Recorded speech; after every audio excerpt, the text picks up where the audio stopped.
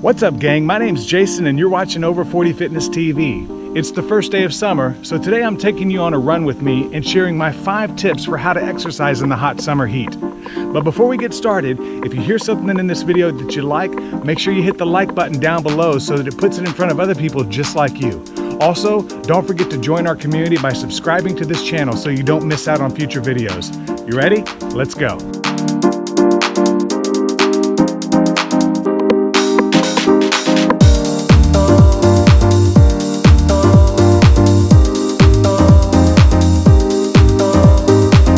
We're about a mile into today's run. And so my first tip is to run during the coolest part of the day, which is typically gonna be about an hour before sunrise. So if your sunrise is at 7 a.m., the coolest part of the day is gonna be that 6 to 7 a.m. time frame. The hottest part of the day is actually 2 p.m. to 5 p.m. in most places. So if you're running in the hottest part of the day, you're actually suffering through temperatures that are 20, 30, even 40 degrees hotter than if you ran just before sunrise. Also, not only is the air temperature cooler just before sunrise, but you don't have to deal with the added temperature of the heat from the sun on your skin, which, as I'm going to talk about here in a minute, can add 10 to 20 degrees to what it actually feels like. So, the first tip, the first thing that I learned about training during the summer months is to run during the coolest part of the day, which is typically going to be just before sunrise. Let's keep going.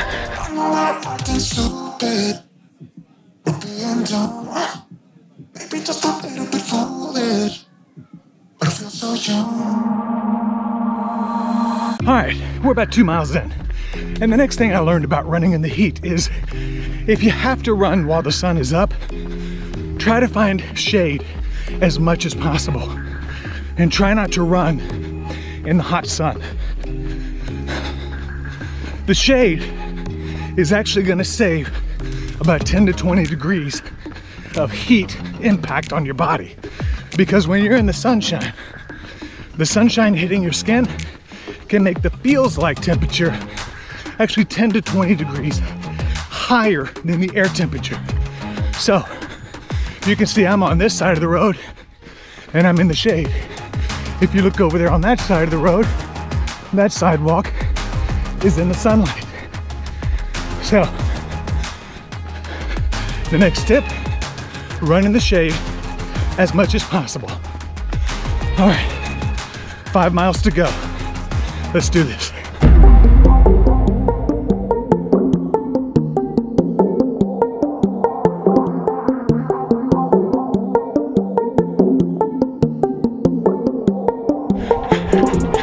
All right, we're about 3 miles in, and this is the part where you're really gonna appreciate the next thing I learned, and that is to wear running clothes specifically designed to be worn in the heat. And by that I mean tank tops, shorts, and socks that are made of technical fabrics that wick sweat away, help your body stay cooler, and also help your body breathe. I see too many beginning runners wearing cotton shirts or cotton socks, and those are actually doing more harm than good. So make sure you're wearing running clothes designed to be worn in the heat. And if at all possible, avoid wearing long sleeve shirts or long pants. If you have to wear them for like sun protection, make sure you find some long sleeve shirts and long pants designed to be worn in the heat when you exercise. Under Armour makes a great solution, as do other brands, but just shop around and ask your local running store or sporting goods store. Also, make sure you wear a white hat. The thing about a white hat is that, number one, the white helps reflect the sun's rays. A white running hat also helps wick the sweat away. You can probably see some of it dripping from the brim of my hat. But also, when you wear a hat, it protects you from the direct sunlight, which, as we talked about earlier, can add 10 to 20 degrees. So if you're not wearing a hat, you're not getting the sun protection, and you're already in a 10 to 20 degree hole of cooling down your head.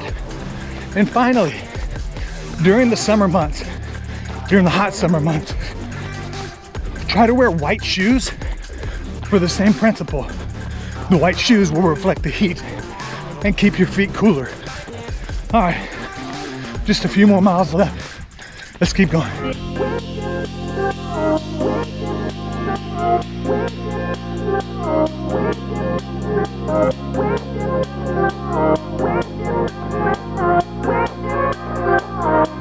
All right, gang, we're about 4 miles in. And the next tip that I want to share with you that I learned is hydration is key. In fact, it's critical. But not just hydration while you run, hydration before you run, and hydration after you run. But also not just hydration with water, but with an electrolyte solution. I used an electrolyte solution that my sister turned me on to. I've got a link in the description below so you can learn more about it. But it doesn't have any sugar or carbs, and you know, it just gives me the electrolytes my body needs. But before the run, what I do is I try to drink enough water and electrolytes to the point that I feel like I have to pee, but I can hold it, because I know that when I get out on my run, my body's gonna start taking that excess fluid and it's going to use it for sweat, which is gonna create that base cooling layer that, well, sweat does. So drinking plenty of, hydrating yourself before a run, then hydrating yourself with a run, during a run. I carry these handheld water bottles, sorry. And on longer runs, I'll actually have a hydration vest that I wear. But then when I get home, I'm gonna keep hydrating myself. So hydration is key, and your body will go from a slow cooker to a microwave really quick if your hydration isn't on point. All right, we're almost done. Let's keep going.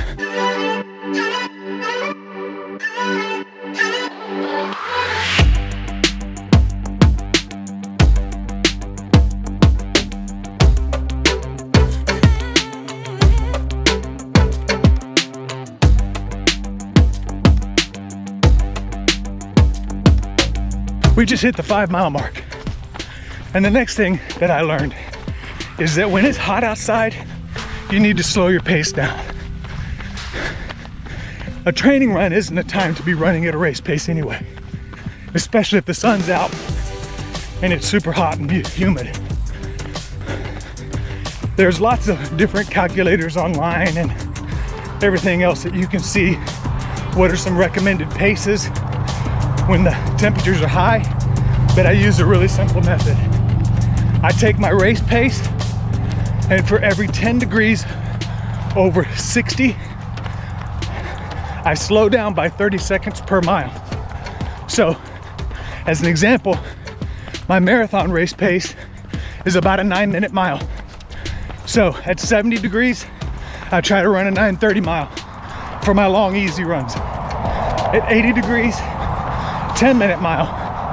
At 90 degrees, 10:30 or 11-minute mile. But I do make it a point to slow down because my body just can't, nobody's body can really sustain a fast race pace at those temperatures. So use your training runs as just that, training. You're not racing. Don't go for personal records. Slow down, take it easy, enjoy the scenery. Lots to see when you go out on a run. Check it out.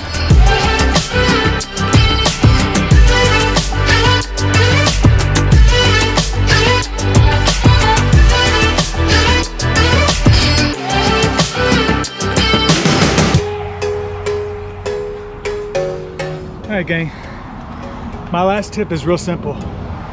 It could be a matter of life and death, and that is to listen to your body. And don't be afraid to stop during the middle of a training run if it's starting to hurt. Let's sit down and talk about this. Too many times I hear stories of people who push themselves and to the point of real danger with their bodies, they're striving for that Instagram post or that personal record or whatever it is, while on the inside their body is just screaming for them to stop and take a break. I mean, yeah, our bodies are strong, stronger than we give them credit for, but they do have a breaking point. And if you push yourself in hot weather too hard, especially if you're not hydrated, if you're not wearing the right clothes, then yeah, your body will hit a breaking point and it'll start screaming at you. And so a couple of things that I do to check my body's vital stats to see, do I need to stop or can I keep going, is they're all on my watch. And the first one is I look at my heart rate. And if I see my heart rate starting to spike, then that's when I know that my body is starting to get a little worn out on the inside, regardless of what my mind thinks is going on. And the second metric that I look at is my pace. If I see that my pace is starting to drop, you know, significantly, then I know also that that my body is starting to say something to me, because, you know, your body is not just going to always ache and hurt, right? It's not just your muscles that are going to tell you it's time to stop or you can keep going. There's a lot of internal organs that will also send very strong messages. So listen to your body, pay attention to your body.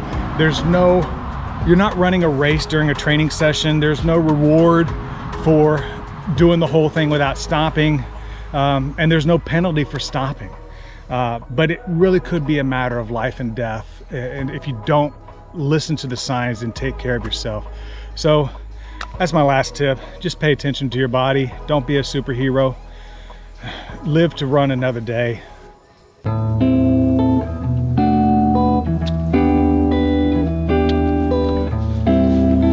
right, gang. 6.5 miles. Had a 10-11 pace. We're gonna shut it down. The plan called for 6 to 7 miles at a 10:04 pace. I'd call that a pretty good run. It's 80 degrees outside right now. Heat index is 92. There's no need for us to continue going. But before you go, I want to give you a bonus tip. If it's too hot outside, get on the treadmill. There's nothing wrong with it. There's no shame in running on the treadmill. Matter of fact, you might be the smart one of the bunch by staying in an air-conditioned place while we're all out slogging through this heat and humidity. But the point is, as we get older, our bodies don't respond to heat the same way they did when we were younger. Our minds may still, but our bodies don't. So it's important to take care of yourself and to listen to your body when you run. Run at the right time of day, stay in the shade, wear the right clothes, hydrate yourself. Don't be afraid to stop. You know, so many other tips that I just scratched the surface of today. Just listen to your body is the most important thing, because we do obviously want to live to run another day. So if you found this video helpful, would you be so kind as to hit the like button below, share it with someone you think might enjoy it as well, and subscribe to the channel. Join our community that we're trying to build here at Over 40 Fitness. Until next time, be good to yourself and to someone else.